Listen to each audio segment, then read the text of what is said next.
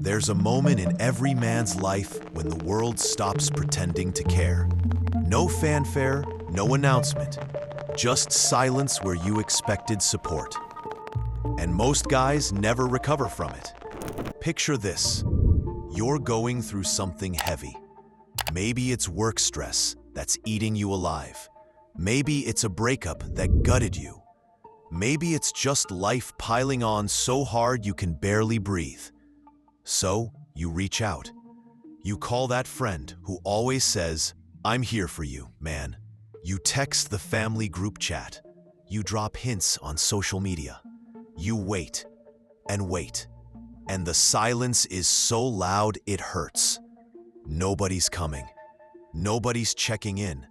Nobody's asking how you're really doing behind that "I'm fine" mask you've been wearing.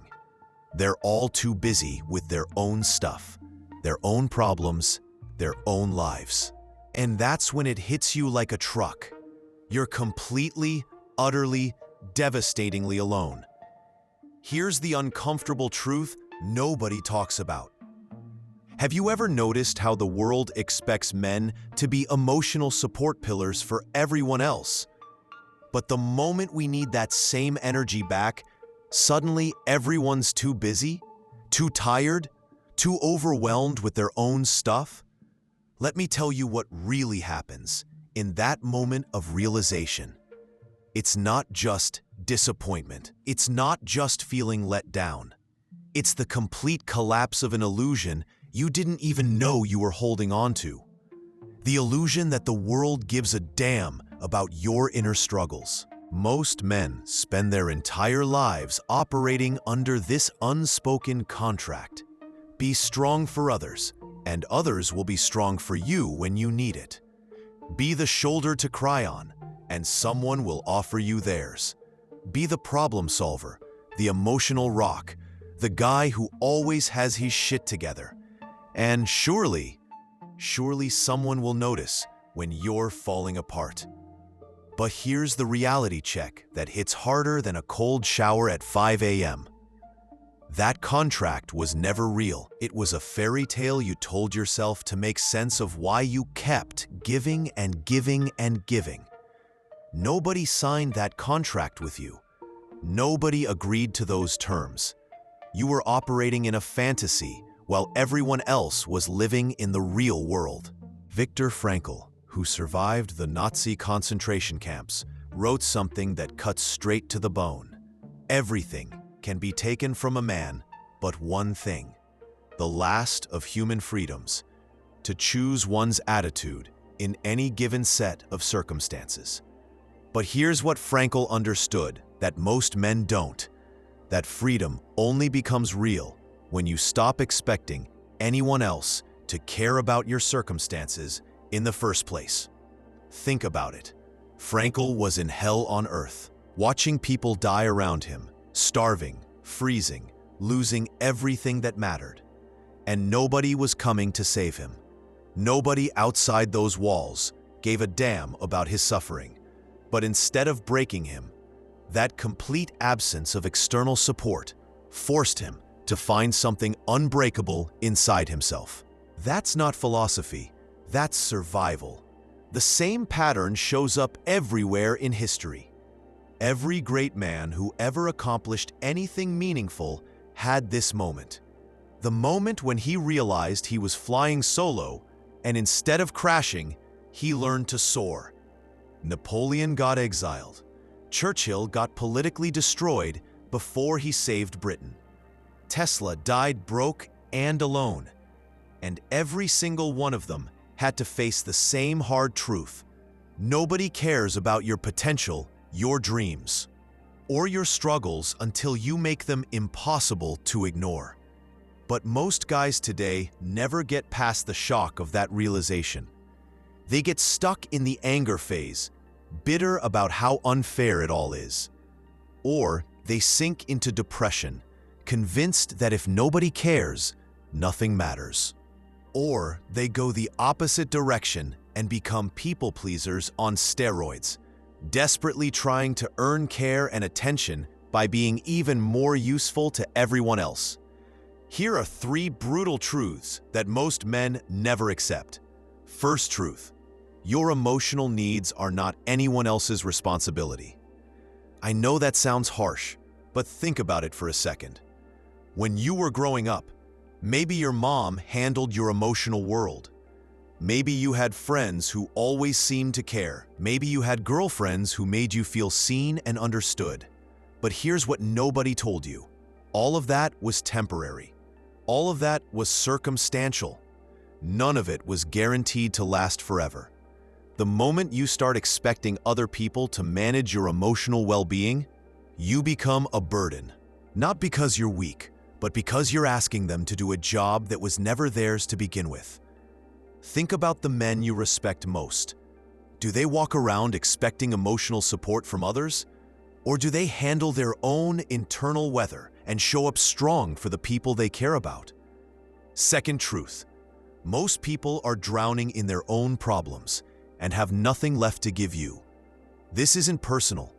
This isn't about you not being worthy of care. This is about the reality of adult life in the modern world. Everyone's stressed. Everyone's overwhelmed. Everyone's fighting battles you know nothing about. Your mom's dealing with health issues she hasn't told you about. Your best friend is having marriage problems he's too proud to discuss. Your siblings are struggling with their own kids, careers, and internal demons. When you really understand this, something interesting happens. You stop taking their silence personally.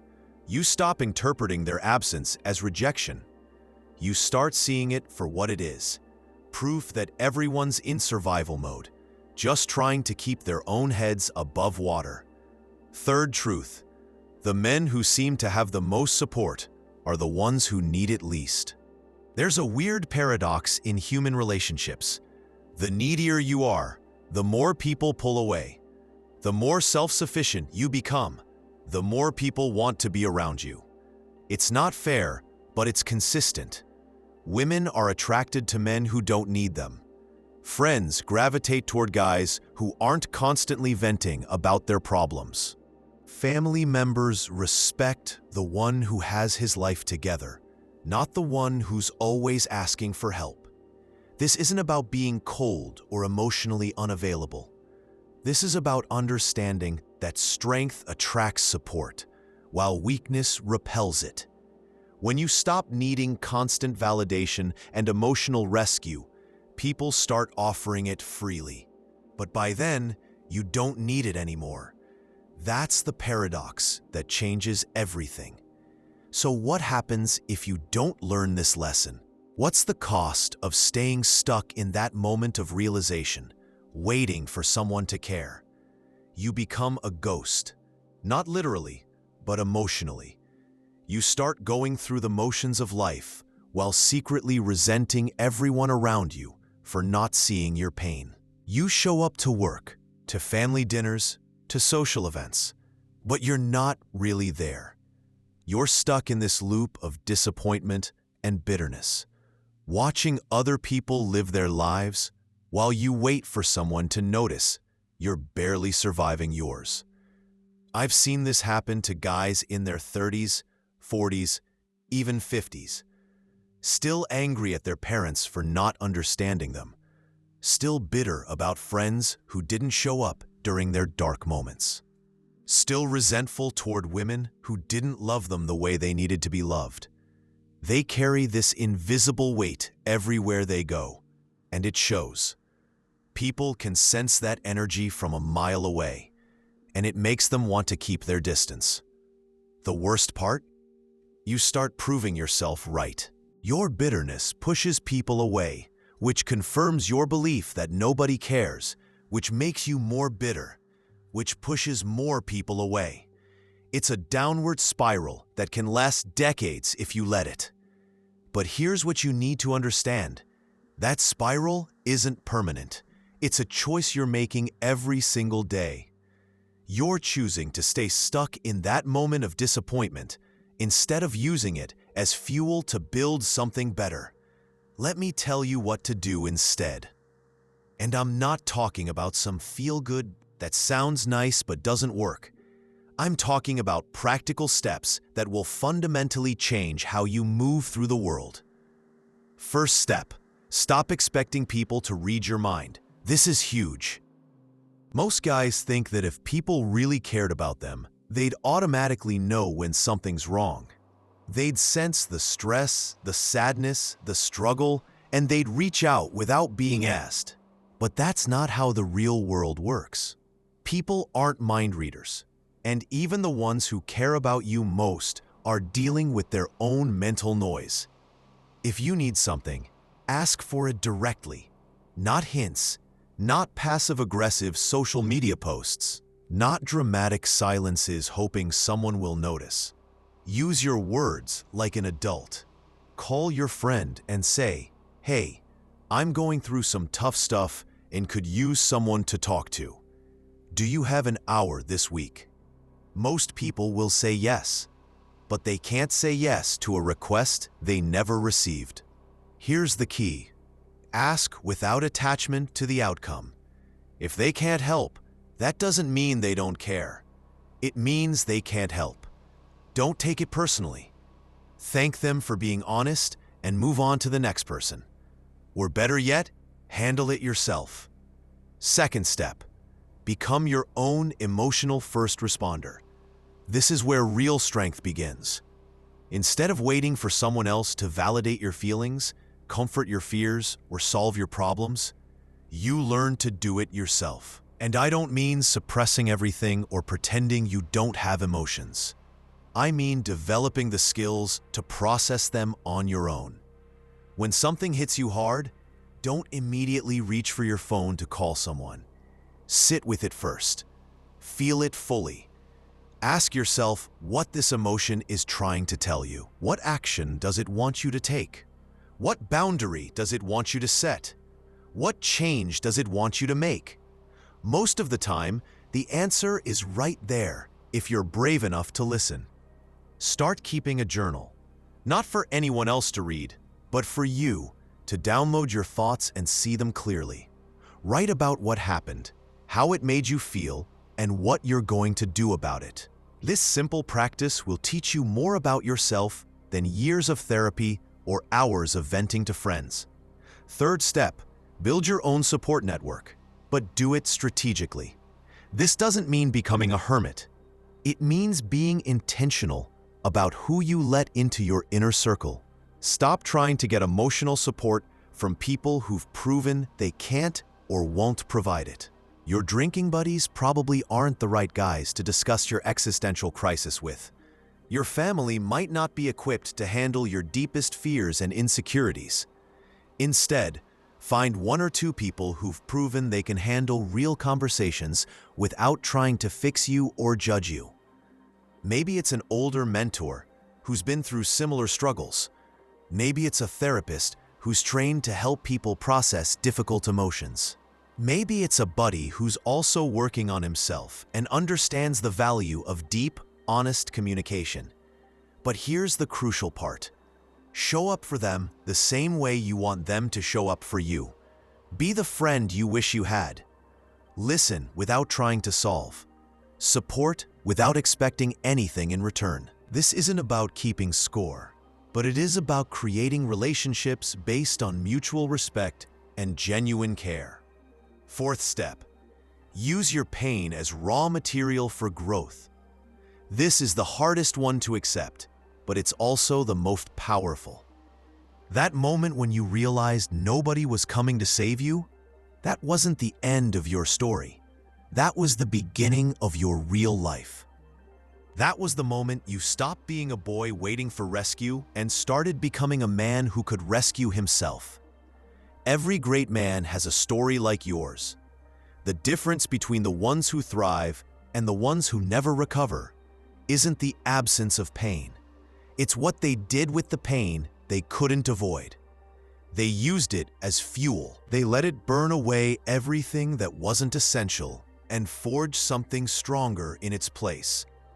Now here's the beautiful paradox that happens when you actually do this work. The moment you stop needing people to care, they start caring more.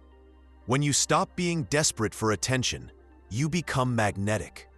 When you stop waiting for validation, people start validating you naturally. When you stop expecting emotional rescue, people start offering emotional support freely. It's like the universe has a sick sense of humor. You spend years begging for something that only comes when you stop begging for it. But by the time it arrives, you don't need it anymore. You've built something better inside yourself. You've found that unbreakable core that doesn't depend on anyone else's approval or care. Have you ever noticed how the most respected men you know never seem desperate for anything? They're pleasant to be around, helpful when they can be, but they're not constantly seeking reassurance or validation. There's something solid about them, something that makes you want to earn their respect rather than them needing to earn yours. Look, here's the bottom line. That moment when you realized nobody was coming to save you, that was your graduation day. That was the universe handing you your emotional independence and saying, "Congratulations, you're now qualified to handle your own life." Most guys miss this completely. They interpret that moment as abandonment instead of liberation. They see it as proof that they're unlovable instead of proof that they're stronger than they thought.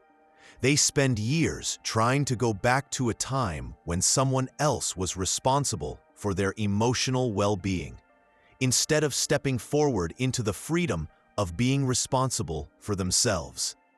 But you're different. You're reading this, which means you're ready to see that moment for what it really was, the best thing that ever happened to you. Because now you know the truth. Now you know that the only person who will always be there for you is you. And that's not a limitation. That's your superpower. From this day forward, you get to move through the world differently. You get to show up as a man who doesn't need anything from anyone, which makes you the kind of man everyone wants to be around. You get to offer support without expecting it back. You get to love without keeping score. You get to be strong not because you have to be, but because you want to be. The world is full of boys in men's bodies, still waiting for someone to save them. Still angry that nobody cares enough. Still stuck in that moment of realization. But not you. You're gonna use that moment as a launching pad, not a prison cell. So here's my question for you. Are you gonna keep waiting for someone to care? Or are you gonna start caring about yourself the way you always wished someone else would? Are you going to stay stuck in that disappointment?